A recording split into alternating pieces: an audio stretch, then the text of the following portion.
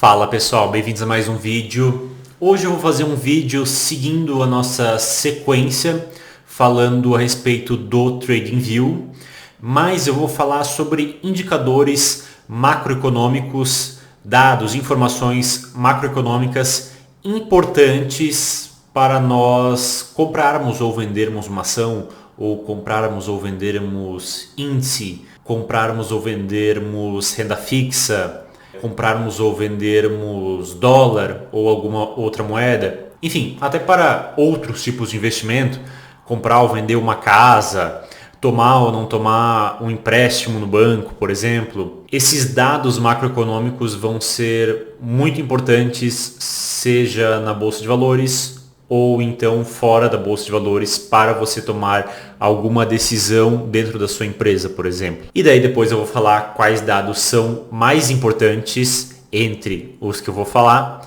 para nós tomarmos a decisão de comprar ou não comprar uma ação. Eu vou falar sobre os dados. Esses não são todos os dados macroeconômicos, mas eles são os dados macroeconômicos que nós temos no TradingView. E aí eu vou fazer outros vídeos falando a respeito de outros sites, os quais vão trazer outros dados macroeconômicos, os quais também serão importantes. Mas aí nós deixamos isso para outro vídeo. Bem, sem mais enrolação, vamos para o nosso vídeo então. Eu estou aqui com o TradingView aberto e eu tenho aqui o dado de confiança da indústria. Nós temos esse dado de confiança da indústria que é importante e temos o dado de confiança do consumidor, o qual também é importante.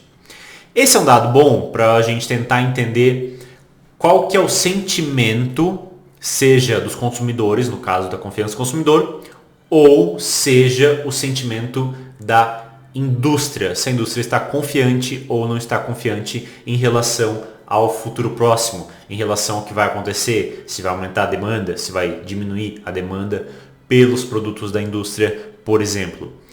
Qual que é o problema desse indicador? É que geralmente o mercado financeiro ele se antecipa aos movimentos e a confiança do consumidor ou a confiança da indústria geralmente acaba sendo um indicador atrasado em relação aos movimentos da Bolsa de Valores. Então a Bolsa de Valores cai e depois a confiança cai. A Bolsa de Valores sobe e depois a confiança sobe. Não é sempre que isso acontece. Às vezes a confiança da indústria ou do consumidor vai ser um indicador antecessor, mas na maioria das vezes ele é um indicador atrasado. Vamos agora para o nosso próximo indicador. Nós temos aqui as vendas no varejo. Esse é um indicador importante porque isso vai afetar o resultado das empresas. E daí com isso nós podemos entender se está havendo mais vendas, se está havendo menos vendas e se aquelas empresas, todas as empresas no geral, mas também aquelas empresas no varejo, por exemplo, estão mais interessantes ou menos interessantes, se elas vão apresentar resultados melhores ou resultados piores.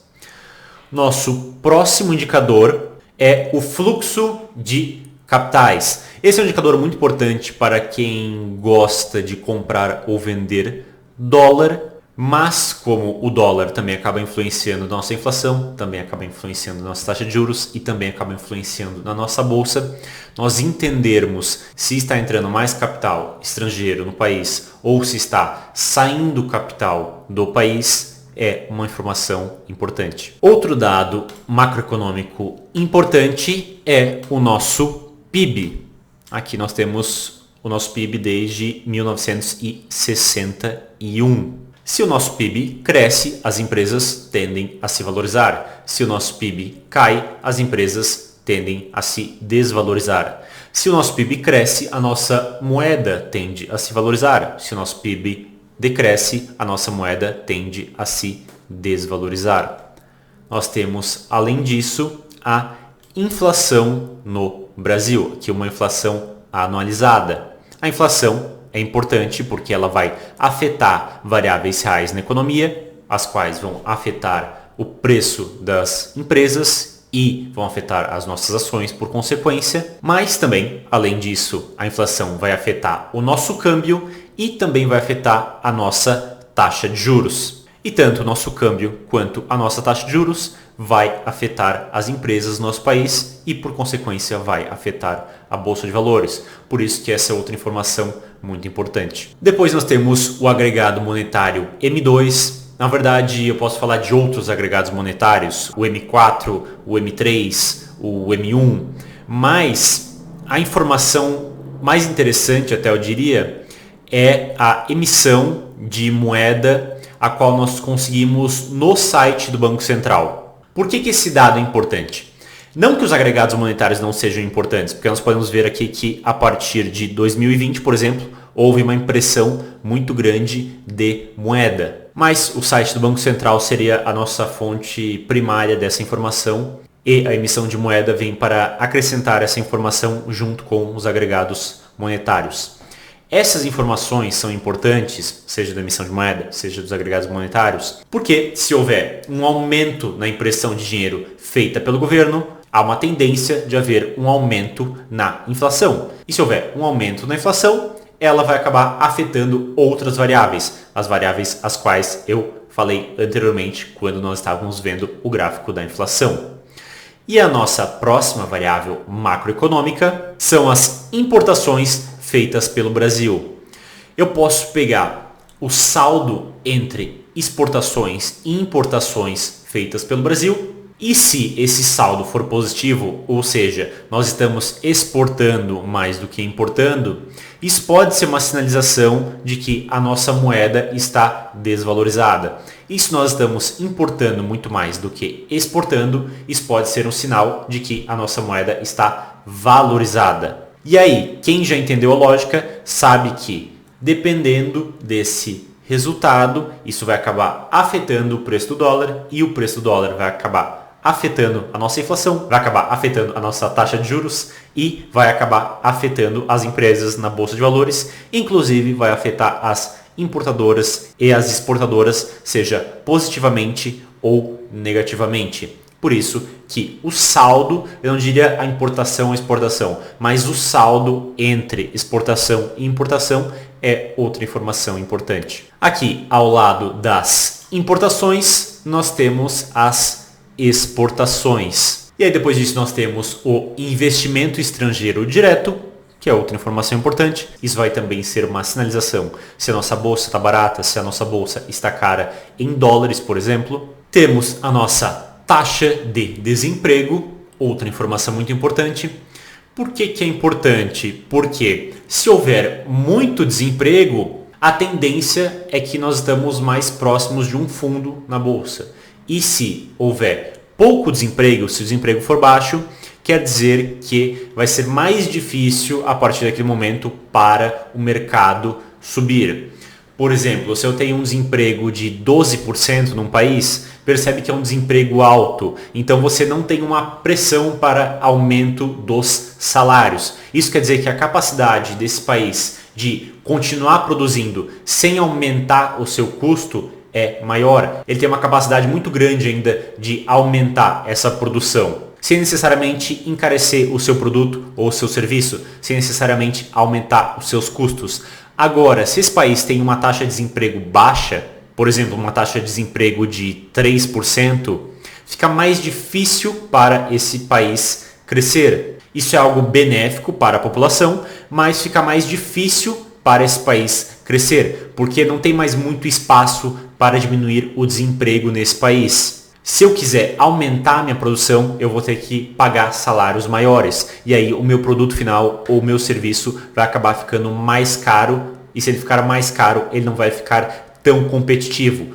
Ou seja, quando o desemprego é muito alto, eu estou mais próximo do chão. E quando o desemprego é muito baixo, eu estou mais próximo do teto. Ou seja, o meu crescimento, no primeiro caso, fica mais fácil de acontecer e no segundo caso, o meu crescimento acaba ficando mais difícil de acontecer. Não quer dizer que necessariamente um desemprego alto vai gerar crescimento e nem um desemprego baixo vai gerar uma diminuição na produção de determinado país. Mas a ampliação dessa produção fica mais fácil quando o desemprego é maior e fica mais difícil, fica mais travada quando nós temos um desemprego mais baixo. Marcos, você está dizendo então que o desemprego é algo bom? Não, o desemprego é algo ruim. Quanto menor o desemprego, melhor. Mas, fazendo uma análise de bolsa e uma análise de ciclo econômico, nós temos que entender como essa variável vai acabar afetando os nossos investimentos. É só isso. Nós temos aqui o dado do PIB per capita. Por que esse dado é importante? Porque não adianta nada eu ter um PIB grande em um país com 500 milhões de habitantes. É melhor eu talvez não ter um PIB tão grande, mas ter um país com 5 milhões de habitantes, por exemplo. Porque o meu PIB por indivíduo, ou seja, o meu PIB dividido pela população, vai ser melhor. Por isso que você vê países como Mônaco, como Liechtenstein, como Suíça, como Singapura, os quais não têm um PIB tão grande, mas têm um PIB per capita enorme. No final do dia, é isso que importa, é ter um PIB per capita grande, porque aí as pessoas vão ter uma qualidade de vida melhor. Não adianta nada nós termos um PIB grande, por exemplo, a Índia é um país que tem um PIB grande, mas tem uma população de mais de 1 bilhão. Se nós vermos o PIB per capita da Índia, nós vamos ver que ele é um país muito pobre. Então, é muito melhor você ser uma Suíça ou uma Singapura e ter um PIB bem menor, mas ter um PIB per capita muito melhor. No final do dia, é isso que vai importar para as pessoas, ter um PIB per capita maior. Aqui nós temos o desempenho do PIB, o crescimento ou decrescimento do PIB, que é um dado o qual sai de 3 em 3 meses. Se nós temos um crescimento do PIB, vai afetar todas aquelas variáveis as quais eu já falei para vocês antes. E se nós tivermos um decrescimento do PIB, vai afetar aquelas variáveis as quais eu também já falei para vocês antes. E agora vamos ver a taxa de juros paga pelo título de 10 anos do governo brasileiro. Quanto maior for essa taxa de juros, ou melhor, não é nem questão de ser maior ou menor, mas se nós temos um movimento de alta na taxa de juros, a tendência é que vai haver uma desvalorização na bolsa. Se há um movimento de baixa da taxa de juros, há uma tendência de haver uma valorização da bolsa. E a taxa de juros é importante porque vai acabar afetando o dólar e também vai acabar afetando a nossa inflação, além da nossa bolsa de valores. Mas a nossa taxa de juros, na verdade, vai ser mais influenciada pela nossa inflação e pelo dólar do que ela vai influenciar a inflação ou dólar. Ou seja, se eu quiser entender se a taxa de juros vai aumentar no futuro próximo ou vai cair no futuro próximo, faz mais sentido eu analisar o dólar, analisar a inflação e também até analisar as commodities. E aí sim eu vou entender como a taxa de juros vai se comportar. Ou seja, a taxa de juros é muito mais a consequência de determinados movimentos em outras variáveis do que a causa de movimentos. Mas, por outro lado, não dá para dizer que ela é só uma consequência. Ela é uma consequência, mas ao mesmo tempo é uma causa. Mas na minha visão, ela é mais uma consequência do que uma causa. E aí, além da taxa de juros, é interessante nós olharmos os DIs também, os quais vão ter um desempenho próximo do que a taxa de juros dos títulos do governo, seja o título de 5 anos, seja o título de 10 anos, está fazendo. Vocês podem ver que se eu olhar o desempenho do título de 10 anos e o DI, aqui no caso, o DI F25, que vai ter o seu vencimento em janeiro de 25, eles têm um desempenho parecido. Vocês podem ver que houve essa alta, tanto no DI com vencimento para janeiro de 2025, quanto nos títulos do governo federal, com vencimento para daqui a 10 anos. Eles acabam tendo um desempenho muito parecido. E outra variável muito importante, a qual eu já falei várias vezes ao longo desse vídeo, é justamente o nosso dólar. Ele vai acabar afetando a nossa taxa de juros, vai acabar afetando a nossa inflação e vai acabar afetando as empresas na bolsa de valores. Ele vai acabar afetando a economia como um todo, porque ele vai dar o preço da nossa moeda. Nossa moeda vai estar cara ou barata frente ao dólar. Ou seja, o preço da nossa moeda para o mundo é referenciada, é ancorada no dólar. Então, a relação entre a nossa moeda e o dólar no final do dia é para o mundo o quanto ela vale.